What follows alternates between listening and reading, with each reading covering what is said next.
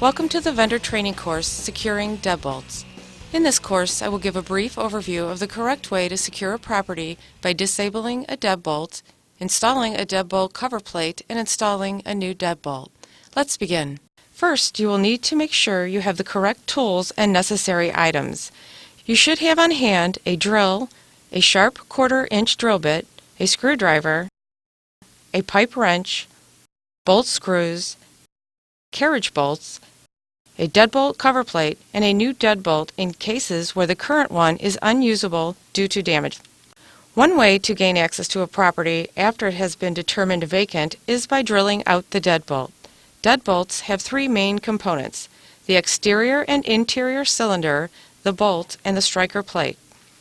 To start, you will take a sharp 1/4-inch drill bit to the lock portion of the exterior cylinder, drilling on both sides of the deadbolt, about midway between the top and bottom, to drill down where the screws are holding the lock in place from the inside. Once you have drilled down to the screws, the housing of the deadbolt will come off, exposing the bolt and allowing you to use a screwdriver to turn the bolt to the unlocked position. Even if you did not have to drill out the deadbolt to gain access, the deadbolt will still need to be disabled. To do so, you will need to detach the bolt and striker plate from the locking mechanism. Remove the bolt screws from the striker plate and interior cylinder. Then remove both the interior and exterior cylinders and slide the striker plate and bolt out.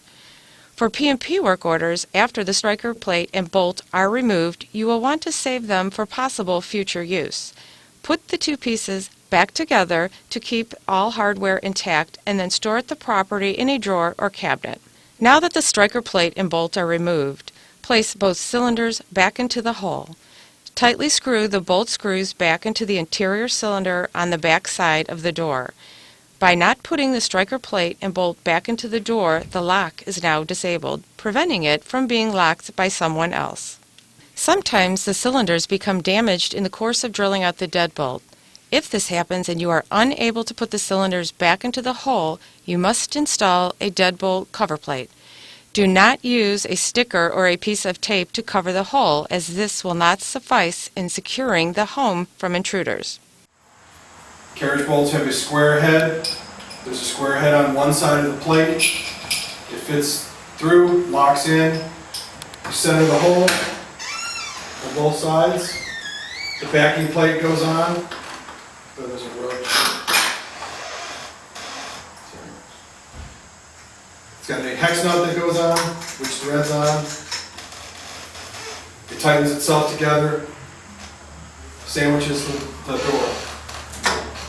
Always make sure that the nut is snug so nobody can push it to the side or undo it by pulling it back through.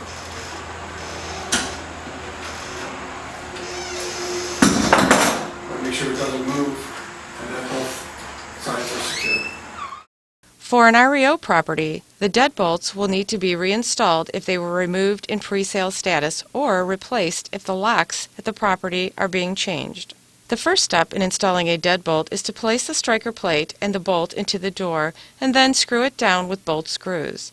The next step is to install the interior and exterior cylinders.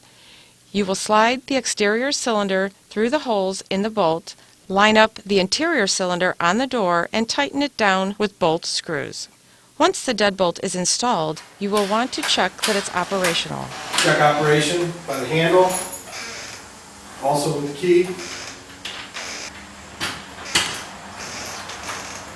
Making sure that the lock opens and closes easily.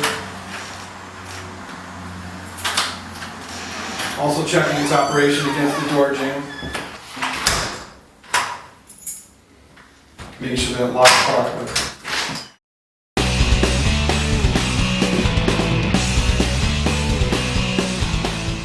I hope you found this course helpful.